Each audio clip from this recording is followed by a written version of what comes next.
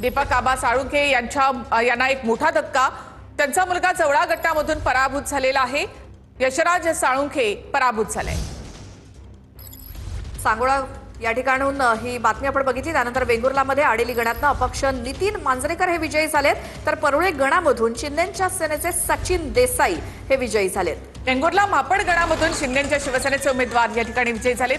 तर भाजप जिल्हा परिषदेमध्ये 7 जिल्हा परिषदांवर शिवसेना 2 झडपींवर आणि दादांची राष्ट्रवादी 1 झडपीवर आघाडीवर आहे।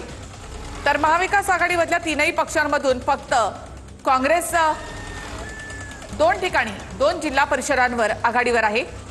शरद पवारांची राष्ट्रवादी आणि ठाकरेंची शिवसेना यांना खातंही उघडता आलेलं नाही।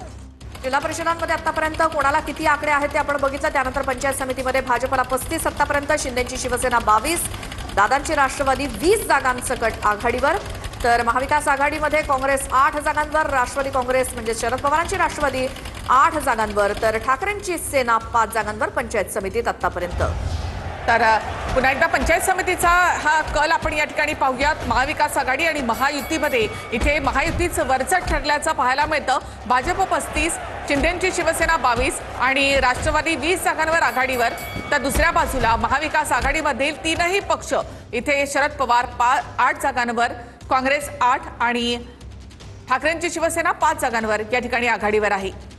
तर या झडपी आणि पंचायत समितीच्या निवडणुकांमध्ये भाजप हा 1 नंबरचा पक्ष ठरलेला आहे।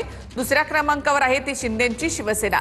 वेंगुर्ला मापड गणामधून हा निकाल आपण इथे पाहतो। अपक्ष नितीन मांजरेकर इथून विजयी झालेले आहेत। तर सोलापूर सांगोला या ठिकाणची ही दृश्य